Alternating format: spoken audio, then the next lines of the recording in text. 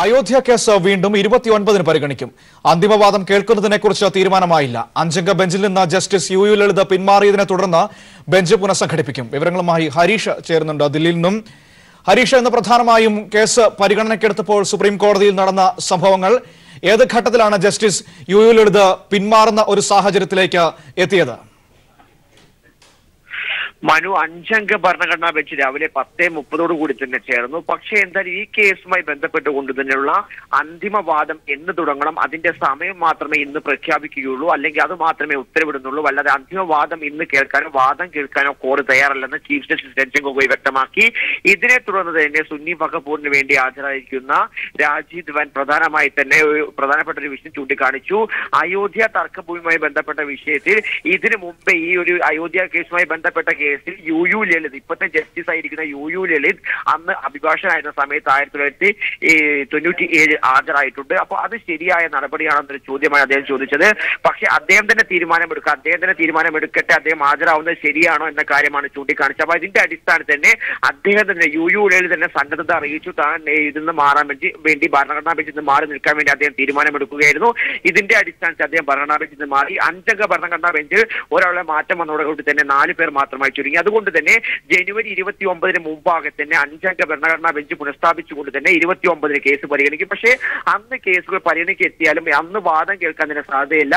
അന്നും കോടതി തീരുമാനമെടുക്കുമായിരിക്കും, എന്നായിരിക്കും അന്തിമവാദം കേൾക്കേണ്ടതെന്നുള്ള കാര്യങ്ങൾ തീരുമാനമെടുക്കുമെന്നാണ് നമുക്ക് മനസ്സിലാക്കാൻ വേണ്ടി സാധിക്കുന്നത്. അഞ്ചംഗ ബെഞ്ചിന്റെ തീരുമാനം എന്തായാലും ഇന്ത്യൻ രാഷ്ട്രീയത്തിൽ നിർണായകം തന്നെയാണ്. കാരണം ലോക്സഭാ തെരഞ്ഞെടുപ്പിന് ഏതാനും ദിവസങ്ങൾ മാത്രമേ ഉള്ളൂ. ആ പശ്ചാത്തലം ഇരിക്കെ എന്താണ് അയോധ്യ കേസുമായി തന്നെ ഉണ്ട് സുപ്രീം കോടതി തീരുമാനമെടുക്കുന്നത്? ഒരുപക്ഷെ അയോധ്യ കേസിൽ തന്നെ ഉടനെ തന്നെ വാദം കേൾക്കാനാണ്, അല്ലെങ്കിൽ വാദം പിന്നെ കേൾക്കാം എന്ന് പറഞ്ഞ് ഒരുപക്ഷെ 2 മാസങ്ങൾക്ക് അപ്പുറം മാറ്റിവെക്കുകയാണോ ചെയ്യുന്നത്? എല്ലാം തന്നെ ഇന്ത്യൻ രാഷ്ട്രീയത്തിന് വലിയ ചർച്ചയാവുന്ന വിഷയം തന്നെയാണ്. ഈ വിഷയത്തിൽ തന്നെ കഴിഞ്ഞ ദിവസം ANIക്ക് വേണ്ടി അഭിമുഖം നൽകിയ പ്രധാനമന്ത്രി നരേന്ദ്രമോദി ചൂണ്ടിക്കാണിച്ചിരിക്കുന്നു, ഓർഡിനൻസ് എന്തായാലും തൽക്കാലം ഇറക്കില്ല. ഓർഡിനൻസുമായി ബന്ധപ്പെട്ട വിഷയങ്ങളെല്ലാം തന്നെ സുപ്രീം കോടതി അടിസ്ഥാനത്തിൽ പിന്നെ തീരുമാനിക്കാമെന്നാണ് അദ്ദേഹം ചൂണ്ടിക്കാണിച്ചത്. അതിന്റെ ഒരു പ്രധാനപ്പെട്ട വശം, ഓർഡിനൻസ് ഇറക്കില്ല എന്നൊരു തീരുമാനം നരേന്ദ്രമോദി പറഞ്ഞിട്ടില്ല. ഓർഡിനൻസ് വേണമെങ്കിൽ ഇറക്കുമെന്നൊരു ഭീഷണി നരേന്ദ്രമോദിയുടെ സ്വരങ്ങളിൽ ഉണ്ടായിരുന്നു.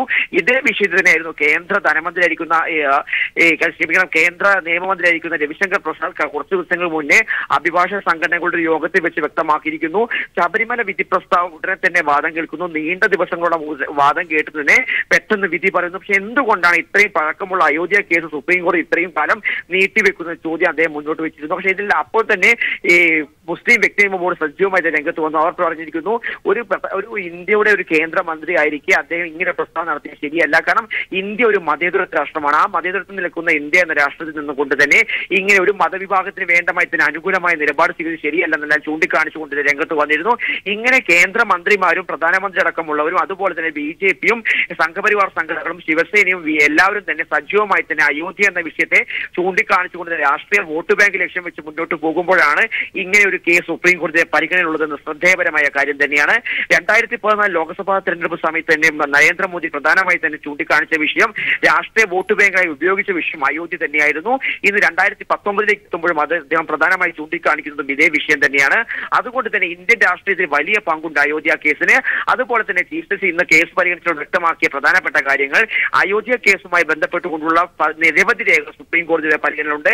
50 പെട്ടി രേഖകൾ സുപ്രീം കോടതിയുടെ രജിസ്ട്രിയുടെ പക്കലുണ്ട്. ആ 50 പെട്ടിയുടെ രേഖകളും തന്നെ തർജ്ജമ ചെയ്തുകൊണ്ടുള്ള ഒരു തർജ്ജമക്കാരനെ കൂടി സുപ്രീം കോടതി നിയോഗിച്ചിരിക്കുന്നു.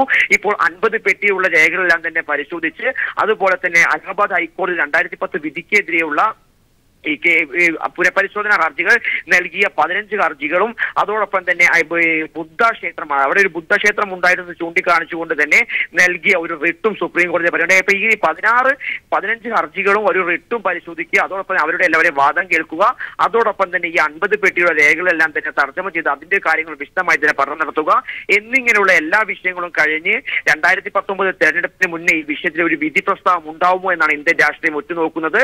പക്ഷേ എന്തായാലും വിധി പ്രസ്താവം ഇത്രയും ദിവസങ്ങൾ, കാരണം വിരലിൽ എണ്ണാവുന്ന ദിവസങ്ങൾ മാത്രമേ ലോക്സഭാ തെരഞ്ഞെടുപ്പിനായി ഇനിയുള്ളൂ.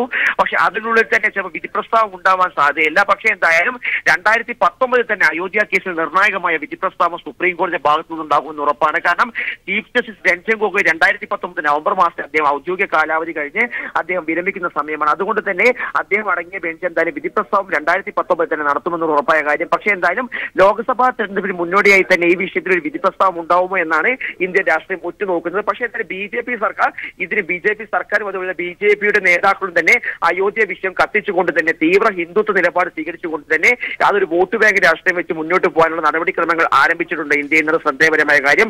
അതിനുവേണ്ട നടപടിയുമായി മുന്നോട്ട് പോവുകയാണ് BJP. കാരണം അയോധ്യ വിഷയം സുപ്രീം കോടതിയുടെ പരിഗണന എത്തിയതോടുകൂടി തന്നെ അവിടെ എത്തിയിരിക്കുന്നു. ഈ തീരുമാനം വരും. അതുപോലെ തന്നെയുള്ള ഒരു വാഗ്ദാനം തന്നെയായിരുന്നു പ്രധാനമന്ത്രി നരേന്ദ്രമോദി.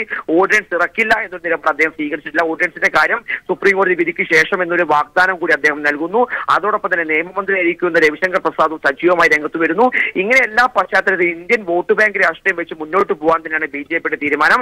ഇനി ജനുവരി 29 അഞ്ചംഗ ഭരണഘടനാ ബെഞ്ച്, അതായത് പുതുതായി സ്ഥാപിച്ച ബെഞ്ച് ഇനി എന്ത് തീരുമാനമെടുക്കും, എന്ന് വാദം കേൾക്കണം, അന്തിമവാദം പെട്ടെന്ന് തന്നെ കേൾക്കണം എന്നുള്ള കാര്യങ്ങളെല്ലാം തന്നെ അന്നായിരിക്കും തീരുമാനമെടുക്കുക. മനു. ശരി, ഹരീഷാണ് വിവരങ്ങൾ നൽകിയത്. ശബരിമല വിഷയത്തിൽ സ്ത്രീകൾക്കെതിരെ കൊലവിളി പ്രസംഗം നടത്തിയ കൊല്ലം തുളസിയുടെ മുൻകൂർ ജാമ്യാപേക്ഷ ഹൈക്കോടതി തള്ളി. അന്വേഷണ ഉദ്യോഗസ്ഥന് മുന്നിൽ കീഴടങ്ങണമെന്നും ഉത്തരവിട്ടു. കൊല്ലം തുളസിയുടെ മാപ്പപേക്ഷയും കോടതി തള്ളി. ശബരിമലയിലേക്ക് പോകുന്ന യുവതികളെ രണ്ടായി വലിച്ചു കീറി ഒരു ഭാഗം ദില്ലിക്കും ഒരു ഭാഗം പിണറായി വിജയന്റെ മുറിയിലേക്കും എറിഞ്ഞുകൊടുക്കണമെന്നായിരുന്നു കൊല്ലം തുളസിയുടെ പ്രസംഗം കലാപത്തിനുള്ള ആഹ്വാനമാണെന്ന് ഹൈക്കോടതി വിലയിരുത്തി. കൊല്ലം തുളസി നടത്തിയ പരാമർശങ്ങൾ അംഗീകരിക്കാവുന്നതല്ലെന്ന് ഹൈക്കോടതി വ്യക്തമാക്കി. സ്ത്രീ പ്രവേശനം അനുവദിച്ച സുപ്രീം കോടതി വിധിക്കെതിരാണത്. നാട്ടിൽ കലാപമുണ്ടാക്കാൻ ആഹ്വാനം ചെയ്യുന്നതായിരുന്നു പ്രസംഗം. രാഷ്ട്രീയ പ്രസംഗമായി ഇതിനെ കാണാനാവില്ലെന്നും കോടതി വ്യക്തമാക്കി. പൊതുജനങ്ങൾക്ക് തെറ്റായ സന്ദേശം നൽകുന്നതാണ് പ്രസംഗം. കൊല്ലം തുളസി സമർപ്പിച്ച മുൻകൂർ ജാമ്യാപേക്ഷയും മാപ്പപേക്ഷയും കോടതി തള്ളി. കൊല്ലം തുളസി പോലീസിന് മുമ്പാകെ ഹാജരാകണമെന്നും കോടതി ഉത്തരവിട്ടു. ഒക്ടോബർ 12 കൊല്ലം ചവറയിൽ വിശ്വാസ സംരക്ഷണത്തിനെന്ന പേരിൽ നടത്തിയ പരിപാടിയിലായിരുന്നു വിവാദ പ്രസംഗം. ശബരിമലയിൽ പോകുന്ന യുവതികളെ രണ്ടായി വലിച്ചു കീറണമെന്നും ഒരു ഭാഗം ദില്ലിക്കും ഒരു ഭാഗം പിണറായി വിജയന്റെ മുറിയിലേക്കും എറിയണമെന്നുമായിരുന്നു വിവാദ പ്രസംഗം. ഡിവൈഎഫ്ഐ ചവറ ബ്ലോക്ക് കമ്മിറ്റി നൽകിയ പരാതിയിലാണ് മതസ്പർദ്ധ വളർത്തൽ, മതവികാരത്തെ വ്രണപ്പെടുത്തൽ, സ്ത്രീത്വത്തെ അപമാനിക്കൽ തുടങ്ങിയ കുറ്റങ്ങൾ ചുമത്തി കേസെടുത്തത്. കൊല്ലം സെഷൻസ് കോടതി മുൻകൂർ ജാമ്യാപേക്ഷ തള്ളിയതിനെ തുടർന്നായിരുന്നു ഹൈക്കോടതിയെ സമീപിച്ചത്. News bureau, Kochi. കൊല്ലം സ്വദേശി മഞ്ജു ശബരിമലയിൽ ദർശനം നടത്തിയതായി സ്പെഷ്യൽ ബ്രാഞ്ച് റിപ്പോർട്ട്. മഞ്ജു ദർശനം നടത്തിയതിന്റെ വാർത്ത പുറത്തുവിട്ടത് പീപ്പിൾ TV ആണ്. വിവരങ്ങളുമായി രാജ്കുമാർ ചേരുന്നു. രാജ്കുമാർ, നമ്മൾ കഴിഞ്ഞ ദിവസം ഈ വാർത്ത പുറത്തുവിട്ടു. ആദ്യം മഞ്ജുവിന്റെ ശബ്ദരേഖയും പിന്നീട് ദൃശ്യങ്ങളും ഒക്കെ അടക്കം വാർത്തകൾ പുറത്തേക്ക് വന്നു. ഇപ്പോൾ സ്പെഷ്യൽ ബ്രാഞ്ചിന്റെ ഭാഗത്തു നിന്ന് ഏതു തരത്തിലുള്ള സ്ഥിരീകരണ റിപ്പോർട്ടാണ് ലഭ്യമായിരിക്കുന്നത്? 7:15 രാവിലെ 2-ാം തീയതി 7:15 ശ്രീകോവിലിൽ മഞ്ജു പ്രവേശിക്കുന്നതിന്റെ CCTV ദൃശ്യങ്ങളാണ് പോലീസ് ഇപ്പോൾ അത് വെരിഫൈ ചെയ്തിട്ടുള്ളത്, അത് കണ്ടെത്തിയിരിക്കുന്നത്. അതിന്റെ അടിസ്ഥാനത്തിൽ സ്പെഷ്യൽ ബ്രാഞ്ച് റിപ്പോർട്ട് സമർപ്പിച്ചു. 2-ാം തീയതി 36 വയസ്സുള്ള കൊല്ലം ചാത്തന്നൂർ സ്വദേശിനിയായ മഞ്ജു ശബരിമലയിൽ 18-ാം പടി ചവിട്ടി അയ്യപ്പനെ കണ്ടു എന്നുള്ളതാണ് സ്പെഷ്യൽ ബ്രാഞ്ച് ഇതിലൂടെ ഇപ്പോൾ സ്ഥിരീകരിക്കുകയും റിപ്പോർട്ട് നൽകുകയും ചെയ്തിരിക്കുന്നത്. ഇത് മറ്റ് CCTV ദൃശ്യങ്ങളും പോലീസിന് ലഭ്യമായിട്ടുണ്ട്. പുലർച്ചെ 4 മണിക്ക് മഞ്ജു പമ്പയിൽ എത്തിയിരുന്നു. അതിനുശേഷമാണ് ചില സഹപ്രവർത്തകരുടെ സഹായത്തോടുകൂടി പോലീസിന്റെ സഹകരണം ഇല്ലാതെ, പോലീസിന്റെ സംരക്ഷണം ഇല്ലാതെ അവർ മല ചവിട്ടിയതും അയ്യപ്പനെ ദർശിക്കുകയും ചെയ്തത്. പിന്നീട് അവർ വളരെ സുരക്ഷിതമായി വീട്ടിലേക്ക് മടങ്ങുകയും ചെയ്തിരുന്നു. ഇതാദ്യം പീപ്പിൾ TV ഇവരുടെ ശബ്ദരേഖ വെച്ചുകൊണ്ട് അവരുടെ അവകാശവാദം എന്ന നിലയിൽ നമ്മൾ തന്നെ വാർത്ത നൽകിയിരുന്നു. പിന്നീടാണ് ഫേസ്ബുക്ക് കൂട്ടായ നവോത്ഥാന കേരളം ശബരിമലയിലേക്കെന്നുള്ള ഫേസ്ബുക്ക് കൂട്ടായ്മയിലാണ് ഒടുവിൽ ഇതിന്റെ ദൃശ്യങ്ങളെല്ലാം പുറത്തു വന്നതും പിന്നീട് നമ്മൾ നൽകിയതും. എന്തായാലും യുവതികൾ ശബരിമലയിൽ കയറി എന്നുള്ളത്, ഇനിയും കയറും എന്നുള്ളതിന്റെ സൂചകങ്ങളാണ് ഇപ്പോൾ വന്നുകൊണ്ടിരിക്കുന്നത്. അതേസമയം ഹൈക്കോടതി നിയോഗിച്ച 3-അംഗ നിരീക്ഷക സമിതി ഇപ്പോൾ നിലയ്ക്കലിലെത്തി അവലോകന യോഗം ചേരുകയാണ്. ശബരിമലയിലെ മുന്നൊരുക്കങ്ങൾ, മകരവിളക്കുമായി ബന്ധപ്പെട്ടുള്ള സുരക്ഷാ ക്രമീകരണങ്ങൾ, ഹിൽ ടോപ്പിൽ ഉൾപ്പെടെ എവിടെയൊക്കെയാണ് മകരജ്യോതി ദർശനത്തിനുള്ള സൗകര്യം ഒരുക്കുക, ഇത്തരം കാര്യങ്ങളാണ് അവലോകന യോഗത്തിൽ വിലയിരുത്തുന്നത്. അതിനുശേഷം വിദഗ്ധ റിപ്പോർട്ട് ഹൈക്കോടതിക്ക് ഈ സമിതി സമർപ്പിക്കും. ഇതിനുശേഷം സമിതി അവലോകന യോഗത്തിന് ശേഷം അവർ പമ്പയിലും തിരികെ സന്നിധാനത്തിലേക്കും പോകാനാണ് സാധ്യത. ശരി, രാജ്കുമാറാണ് വിവരങ്ങൾ നൽകിയത്. ബിഷപ്പ് ഫ്രാങ്കോയ്ക്കെതിരെ നിലപാടെടുത്ത സിസ്റ്റർ ലൂസി കളപ്പുരയ്ക്കലിനെതിരെ കത്തോലിക്ക സഭയുടെ രൂക്ഷ വിമർശനം. സഭയുടെ ഉടമസ്ഥതയിലുള്ള പത്രത്തിലെ മുഖപ്രസംഗത്തിലാണ് സിസ്റ്റർ ലൂസിയെ രൂക്ഷമായി വിമർശിച്ചിരിക്കുന്നത്. പൊതുസമൂഹത്തിന് മുന്നിൽ സിസ്റ്റർ സഭയെയും സഭാ നേതൃത്വത്തെയും അവഹേളിച്ചുവെന്ന് മുഖപ്രസംഗത്തിൽ പറയുന്നു.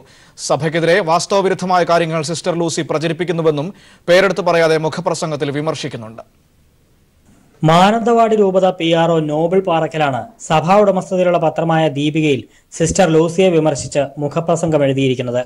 പൊതുസമൂഹത്തിന് മുന്നിൽ കന്യാസ്ത്രീ സന്യാസത്തെ അപഹാസ്യമാക്കുമ്പോൾ യഥാർത്ഥ സത്യം പുറത്തറിയണം എന്ന് ചൂണ്ടിക്കാട്ടിയാണ് വിമർശനം തുടങ്ങുന്നത്. സഭാധികാരികളുടെ സമ്മതമില്ലാതെയാണ് ബിഷപ്പ് ഫ്രാങ്കോയ്ക്കെതിരായ സമരത്തിൽ കന്യാസ്ത്രീ പങ്കെടുക്കുകയും വാസ്തവവിരുദ്ധമായ കാര്യങ്ങൾ പ്രചരിപ്പിക്കുകയും ചെയ്തത്. സന്യാസ വസ്ത്രം മാറ്റി ചുരിദാർ ധരിച്ച് വികലമായ ആക്ഷേപം ഉന്നയിച്ച് സ്വന്തം ഫോട്ടോ സമൂഹ മാധ്യമങ്ങളിലൂടെ പ്രചരിപ്പിച്ചു.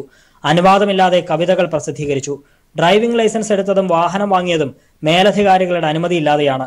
2017 മുതൽ ശമ്പളം സന്യാസ സഭയെ ഏൽപ്പിച്ചില്ല. ഇത്തരത്തിൽ നിരന്തരം അച്ചടക്കം ലംഘിച്ചതിനെ തുടർന്നാണ് കന്യാസ്ത്രീയോട് വിശദീകരണം ചോദിച്ചതെന്നും സത്യം മനസ്സിലാക്കാതെയാണ് മാധ്യമങ്ങളും പ്രവർത്തിക്കുന്നതെന്നും മുഖപ്രസംഗത്തിൽ പറയുന്നു.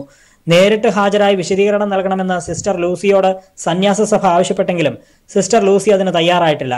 താൻ അച്ചടക്കം ലംഘിച്ചിട്ടില്ലെന്നും പല പുരോഹിതരുടെയും തെറ്റുമറയ്ക്കാനാണ് തന്നെ വിമർശിക്കുന്നതെന്നുമാണ് സിസ്റ്റർ ലൂസിയുടെ നിലപാട്.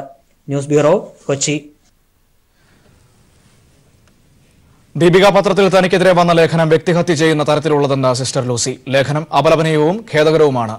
ലേഖനത്തിനെതിരെ കേസ് നൽകാനുള്ള സാഹചര്യമുണ്ടെന്നും സിസ്റ്റർ ലൂസി പ്രതികരിച്ചു. എന്താണ് ഈ ദീപിക ലേഖനത്തോടുള്ള പ്രതികരണം? ദീപികയുടെ ലേഖനകർത്താവ് വളരെ മോശമായിട്ട് എന്നെ വ്യക്തിപരമായി ഹത്യ ചെയ്യുന്ന രീതിയിലാണ് എഴുതിയിരിക്കുന്നത്. അത് തികച്ചും അപലപനീയമാണ്, മാത്രമല്ല വളരെ ഖേദകരമാണെന്ന് ഞാൻ അറിയിക്കുകയാണ്.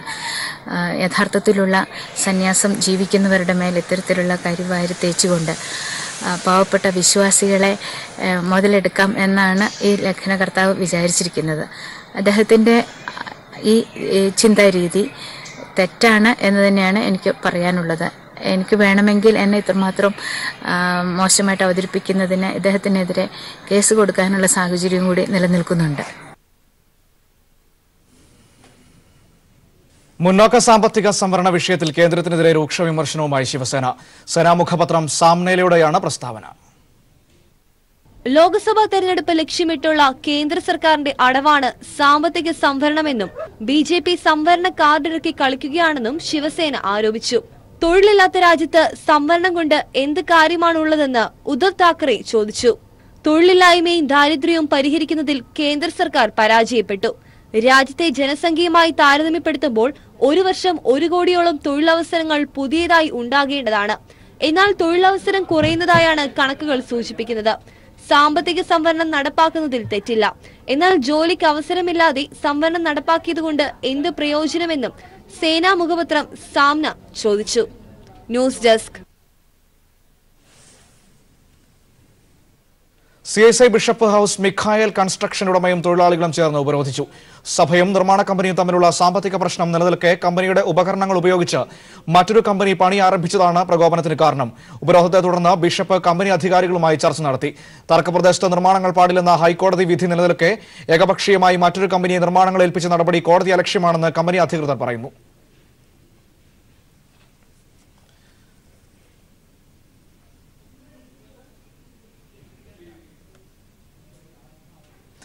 പ്രളയാനന്തര കേരളത്തിന്റെ പുനർനിർമ്മാണത്തിനായി സംസ്ഥാനത്ത് ദുരന്ത നിവാരണ സെസ്, വിദേശ വായ്പാ പരിധി ഉയർത്തൽ എന്നീ കാര്യങ്ങളിൽ നിർണായക തീരുമാനങ്ങളെടുക്കുന്ന GST കൌൺസിൽ യോഗം ഇന്ന് നടക്കും. 50 ലക്ഷം രൂപ വരെ വിറ്റുവരവുള്ള ചെറുകിട ഇടത്തരം സംരംഭങ്ങളെ GSTയിൽ നിന്ന് ഒഴിവാക്കാനുള്ള നിർദ്ദേശത്തിലും കൌൺസിൽ ഇന്ന് തീരുമാനമെടുക്കും. കേരളത്തിന്റെ പുനർനിർമ്മാണത്തിനായി GSTയിൽ നിന്ന് പ്രത്യേക ഫണ്ട് കണ്ടെത്താനുള്ള ശ്രമങ്ങൾക്ക് ഇന്ന് GST കൌൺസിലിന്റെ അംഗീകാരം ലഭിക്കും. 1% വരെ സെസ് 2 വർഷ കാലാവധിയിൽ ഏർപ്പെടുത്താൻ ഉപസമിതി GST കൌൺസിലിനോട് ശുപാർശ ചെയ്തിട്ടുണ്ട്. ദുരന്തങ്ങൾ ഉണ്ടാകുമ്പോൾ മറ്റു സംസ്ഥാനങ്ങളിൽ നടപ്പിലാക്കാവുന്ന തരത്തിലുള്ള നികുതി സമ്പ്രദായം കൊണ്ടുവരാനായിരുന്നു GST കൌൺസിലിന്റെ ആലോചന. അത് പ്രായോഗികമല്ലെന്ന് തിരിച്ചറിഞ്ഞതോടെയാണ് കേരളത്തിന് മാത്രം സെസ് പിരിക്കാൻ അനുമതി നൽകാമെന്ന തീരുമാനത്തിൽ ഉപസമിതി എത്തിയത്. കഴിഞ്ഞ ആഴ്ച ചേർന്ന കൌൺസിലിന്റെ ഉപസമിതിയാണ് ഈ നിർദ്ദേശം തയ്യാറാക്കിയത്. കൌൺസിലിന്റെ അംഗീകാരം ലഭിച്ചാൽ ഏതൊക്കെ ഉൽപ്പന്നങ്ങൾക്ക് സെസ് ചുമത്തണമെന്ന കാര്യത്തിൽ സംസ്ഥാന സർക്കാരിന് തീരുമാനമെടുക്കാം. കേരളത്തിന്റെ പുനർനിർമ്മാണത്തിനുള്ള വിദേശ വായ്പാ പരിധി എത്രയെന്ന് നിശ്ചയിക്കാൻ കേന്ദ്ര സർക്കാരിനോട് ശുപാർശ ചെയ്യണമെന്ന ആവശ്യവും GST കൌൺസിൽ ചർച്ച ചെയ്യും. ധന ഉത്തരവാദിത്വ ബില്ലിന് പുറമെയുള്ള വായ്പ ആയതിനാൽ ഇതിനു കേന്ദ്ര സർക്കാരിന്റെ അനുമതി വേണം. GST കൌൺസിൽ അനുകൂല തീരുമാനമുണ്ടായാൽ കേന്ദ്ര സർക്കാരിന് ശുപാർശ നൽകും. നിലവിൽ 20 ലക്ഷം രൂപ വാർഷിക വിറ്റുവരവുള്ളവരെയാണ് GSTയുടെ പരിധി നിന്ന് ഒഴിവാക്കിയിരിക്കുന്നത്. ഈ പരിധി 50 ലക്ഷമാക്കി ഉയർത്താനുള്ള നിർദ്ദേശവും കൌൺസിൽ ചർച്ച ചെയ്യും.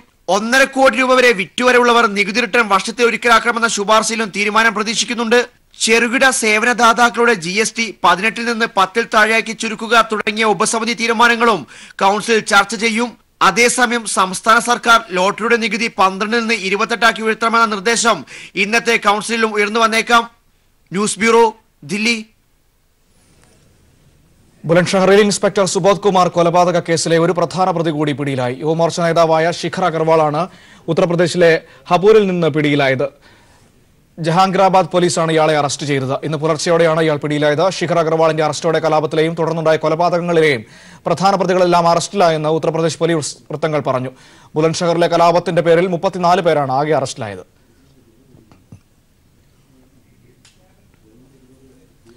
നിയമസഭയുടെ സമ്മേളനം ജനുവരി 25 മുതൽ വിളിച്ചു ചേർക്കാൻ മന്ത്രിസഭായോഗം തീരുമാനിച്ചു. കേരള ഹൈസ്പീഡ് റെയിൽ കോർപ്പറേഷൻ ലിമിറ്റഡിന്റെ പ്രവർത്തനം അവസാനിപ്പിക്കാനും 39 സർക്കാർ കോളേജുകളിലായി 141 അധ്യാപക തസ്തികകൾ സൃഷ്ടിക്കാനും മന്ത്രിസഭ തീരുമാനിച്ചു. സംസ്ഥാന മത്സ്യബന്ധന നയത്തിന്റെ കരട് ഇന്ന് ചേർന്ന മന്ത്രിസഭ അംഗീകരിച്ചു. വിവരങ്ങളുമായി ജീവൻ ചേരുന്നുണ്ട്. ജീവൻ, ബജറ്റ് സമ്മേളനത്തിനടക്കമുള്ള നിയമസഭാ സമ്മേളനത്തിന്റെ തീയതിയാണോ ഇപ്പോൾ തീരുമാനിച്ചിരിക്കുന്നത്? മറ്റു പ്രധാനപ്പെട്ട മന്ത്രിസഭായോഗ തീരുമാനങ്ങൾ എന്തൊക്കെയാണ്? ബജറ്റ് സമ്മേളനം സൂചിപ്പിച്ചതുപോലെ ബജറ്റ് സമ്മേളനത്തിന്റെ തീയതിയാണ്. അതിനുവേണ്ടി ചേരുന്ന നിയമസഭാ സമ്മേളനമാണ് ഇപ്പോൾ ചേരാനായി മന്ത്രിസഭാ യോഗം ഗവർണറോട് ശുപാർശ ചെയ്തിരിക്കുന്നത്. ജനുവരി 25 മുതലാണ് നിയമസഭാ സമ്മേളനം ചേരുക. ഇടനിലക്കാരുടെ ചൂഷണത്തിൽ നിന്നും മത്സ്യത്തൊഴിലാളികൾ രക്ഷിക്കുക, സഹകരണ പ്രസ്ഥാനം അവരുടെ ഇടയിൽ ശക്തിപ്പെടുത്തുക, മത്സ്യത്തൊഴിലാളികളുടെ സാമൂഹ്യ സുരക്ഷയും ക്ഷേമവും ഉറപ്പാക്കുക തുടങ്ങിയ ലക്ഷ്യങ്ങൾ മുൻനിർത്തിയുള്ള മത്സ്യബന്ധന നയത്തിന്റെ കരട് സംസ്ഥാന മന്ത്രിസഭാ യോഗം ഇന്ന് അംഗീകരിച്ചു. ഉന്നത വിദ്യാഭ്യാസ മേഖലയിൽ കൂടുതൽ പണം അനുവദിക്കുന്നതിനുള്ള നടപടിക്രമങ്ങൾക്കും മന്ത്രിസഭ അനുമതി നൽകി. കണ്ണൂർ കാലിക്കറ്റ് സർവകലാശാലയ്ക്ക് 150 കോടി രൂപയും മഹാത്മാഗാന്ധി സർവകലാശാലയ്ക്ക് 132.75 കോടി രൂപയും സാമ്പത്തിക സഹായം നൽകും. സംസ്ഥാനത്തെ 39 സർക്കാർ കോളേജുകളിലായി 141 അധ്യാപക തസ്തികകൾ സൃഷ്ടിക്കാനും ശ്രീ വിദ്യാധിരാജ ഹോമിയോപതിക് മെഡിക്കൽ കോളേജിൽ 48 അധ്യാപകേതര തസ്തികകൾ താൽക്കാലികമായി സൃഷ്ടിക്കാനും മന്ത്രിസഭാ യോഗം തീരുമാനിച്ചിട്ടുണ്ട്. കേരള ഹൈസ്പീഡ് റെയിൽ കോർപ്പറേഷൻ ലിമിറ്റഡിന്റെ പ്രവർത്തനം അവസാനിപ്പിക്കും. ഇന്ത്യൻ റെയിൽവേയുമായി യോജിച്ച് റെയിൽപാതകൾക്ക് സമാന്തരമായി സെമി ഹൈസ്പീഡ് റെയിൽ പദ്ധതി നടപ്പിലാക്കാൻ തീരുമാനിച്ചിരിക്കുന്ന പശ്ചാത്തലത്തിലാണ് കോർപ്പറേഷന്റെ പ്രവർത്തനം അവസാനിപ്പിക്കുന്നത്. വയനാട് ജില്ലയിലെ കബനി റിവർ വാലി പദ്ധതിയുടെ ഗുണഭോക്താക്കൾക്ക് അനുവദിച്ച വായ്പയും പിഴപ്പലിശയും എഴുതിത്തള്ളും. കഠിന വരൾച്ചയും കൃഷിനാശവും കണക്കിലെടുത്താണ് വായ്പ എഴുതിത്തള്ളുന്നത്. അരീക്കോട് ഇരട്ടക്കൊലപാതക കേസിന്റെ തൊണ്ടി സാധനങ്ങൾ കണ്ടെടുക്കുന്നതിനിടെ മരണപ്പെട്ട MV റിയാസിന്റെ വിധവയ്ക്ക് സർക്കാർ ജോലി നൽകും. LDF മന്ത്രിസഭയുടെ 1000 ദിവസം പൂർത്തിയാക്കുന്നത് വിവിധ പരിപാടികളോടെ ആഘോഷിക്കാനും ഇന്ന് ചേർന്ന മന്ത്രിസഭാ യോഗം തീരുമാനിച്ചു. ശരി, ജീവനാണ് വിവരങ്ങൾ നൽകിയത്. ഭരണഘടനാ ഭേദഗതികൾ സംസ്ഥാന നിയമസഭകൾ കൂടി പാസാക്കി നടപ്പിലാക്കുന്നതാകും നല്ലതെന്ന് സ്പീക്കർ ശ്രീരാമകൃഷ്ണൻ. ഇതാണ് ഫെഡറൽ നിയമങ്ങൾക്ക് നിരക്കുന്നതെന്നും സ്പീക്കർ പറഞ്ഞു. ഭരണഘടനയെക്കുറിച്ചുള്ള അവബോധത്തിന്റെ കുറവ് ഉള്ളതായിട്ട് പലപ്പോഴും തോന്നുന്ന അനുഭവങ്ങളാണ് ഇപ്പോൾ കാണുന്നത്. ഭരണഘടന വളരെ ക്രിസ്റ്റൽ ക്ലിയർ ആയിട്ട് കുറേ കാര്യങ്ങൾ പറഞ്ഞിട്ടുണ്ട്. ആ കാര്യങ്ങളൊക്കെ മനസ്സിലാക്കിക്കൊണ്ടാണോ സമകാലിക കാര്യങ്ങളെല്ലാം നടക്കുന്നതെന്നുള്ള സംശയം. പുതിയ തലമുറയും പൊതുസമൂഹവും ഭരണഘടനയുടെ ഉള്ളടക്കത്തെക്കുറിച്ച് മനസ്സിലാക്കുക എന്നുള്ളത് നിർബന്ധമായിട്ടൊരു കാര്യമാണ്. സംസ്ഥാന നിയമസഭകൾ കൂടി പാസ്സാക്കുന്നതാണ് ഉചിതം. അതാണ് അതിൻ്റെ കീഴ്വഴക്കം. സാധാരണഗതിയിൽ ഭരണഘടനാ ഭേദഗതി പോലെയുള്ള നിർദ്ദേശങ്ങൾ വരുമ്പോൾ ഒരു ഫെഡറൽ ഭരണഘടനയുള്ള ഒരു രാജ്യം എന്നുള്ള നിലയിൽ സംസ്ഥാന നിയമസഭകൾ കൂടി അത് പരിഗണിക്കുകയും പാസ്സാക്കുകയും ചെയ്യുന്ന പതിവാണുള്ളത്. പ്രേക്ഷകരുടെ കാത്തിരിപ്പിന് വിരാമമിട്ട് രജനീകാന്തിന്റെ പുതിയ സിനിമ പേട്ട തിയേറ്ററുകളിലെത്തി. മാസ് ഗെറ്റപ്പിലെത്തുന്ന തലൈവരെ കാണാൻ പ്രേക്ഷകരുടെ വലിയ കൂട്ടമാണ് തിയേറ്ററുകളിലെത്തിയത്. 90കളിലെ രജനിയെ തങ്ങൾക്ക് തിരിച്ചു കിട്ടിയെന്നാണ് പ്രേക്ഷകർ ഏകസ്വരത്തിൽ പറയുന്നത്. മരണമാസ് ഡയലോഗുകൾ, പ്രായത്തെ തോൽപ്പിക്കുന്ന മെയ്വഴക്കം, രജനിയുടെ സിനിമകളിലെ വധു മസാലക്കൂട്ടുകളെല്ലാമുള്ള പേട്ടയ്ക്ക് നല്ല റിവ്യൂ ആണ് പ്രേക്ഷകർ നൽകുന്നത്. സൂപ്പർ മാസ് പടം, ഗുഡ് കംബാക്ക്. 69 വയസ്സാണല്ലോ രജനികാന്ത് ഫുൾ രജനി ഫിലിം ഭാഷ ആ ടൈപ്പിലൊരു പക്ക ഫിലിം. നല്ല സന്തോഷം, ഉറക്കയില്ല സന്തോഷം. ആഫ്റ്റർ 10 years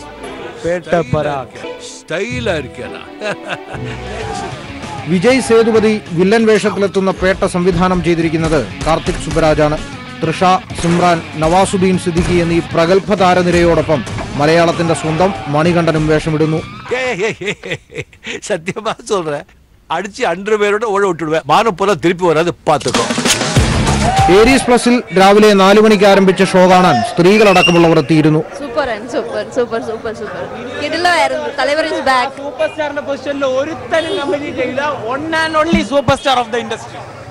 കാര്യമായ ചലനങ്ങൾ സൃഷ്ടിക്കാതെ കടന്നുപോയ സിനിമാനുഭവങ്ങളിൽ നിന്ന് പാഠം പഠിച്ച പുതിയ രജനിയുടെ തിരിച്ചുവരവെന്നാണ് പടം കണ്ടിറങ്ങിയ പ്രേക്ഷകർ ഒന്നടങ്കം പറയുന്നത്.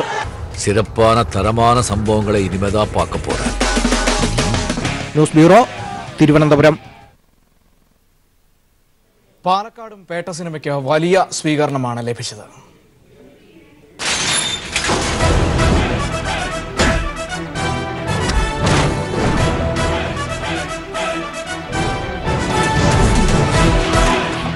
കാത്തിരുന്ന ആരാധകർക്കായി സ്റ്റൈൽമൻ ഷോ തന്നെയാണ് പേട്ടയിൽ സംവിധായകൻ കാർത്തിക് സുബ്രാജ് ഒരുക്കിവെച്ചത്.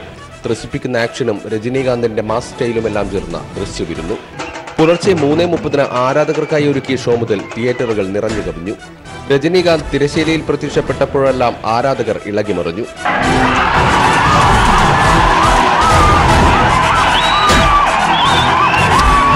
മനോഹരമായ ഗാനങ്ങളും നൃത്തരംഗങ്ങളും ചിത്രത്തിന്റെ ഹൈലൈറ്റാണ്.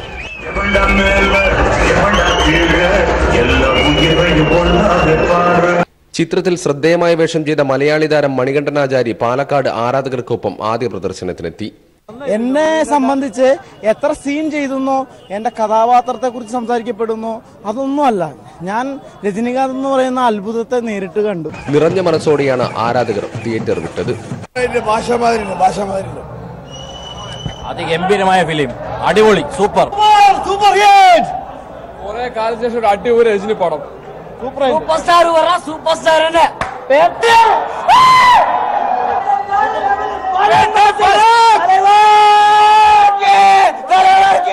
വിജയ് സേതുപതി, ശശികുമാർ, സിമ്രാൻ, തൃഷ തുടങ്ങിയ വലിയ താരനിര ചിത്രത്തിലുണ്ട്. വർഷങ്ങൾക്ക് മുൻപുള്ള രജനീകാന്തിനെ ഓർമ്മിപ്പിക്കുന്ന പേട്ട തിയേറ്ററുകളിൽ വലിയ നേട്ടമുണ്ടാക്കുമെന്നാണ് ആരാധകരുടെ പ്രതീക്ഷ. எவனுக்காவது பொண்டாட்டி குழந்தை குட்டின்னு சென்டிமெண்ட் கிண்டிமெண்ட் இருந்தா அப்படியே ஓடி போயிடு. News bureau, Palakkad. காட்ல இருக்க அவனை கொல்லாம விட மாட்டேன்.